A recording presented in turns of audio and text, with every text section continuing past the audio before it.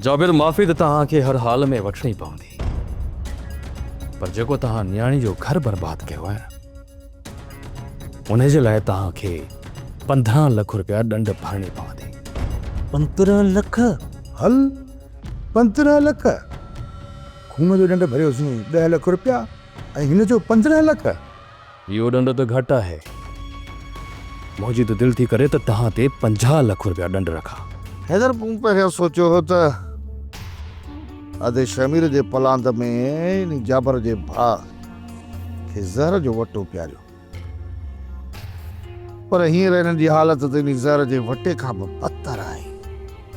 25 लख का मश्किरी न आहे, वॾी रक़म आहे। जेकॾहिं इहो जाबरो पंहिंजो घर खपाए, रिलियूं अलाह तलाह सभु खपाए न, तॾहिं 25 लख भरणु हिन जे वस जी ॻाल्हि ई न आहे।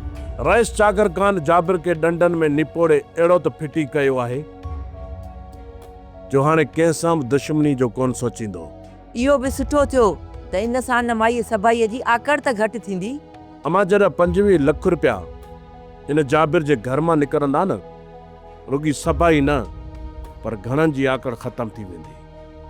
कुझु वक़्त जे लाइ सोट वारनि जा कंध त झुकियल हूंदा न।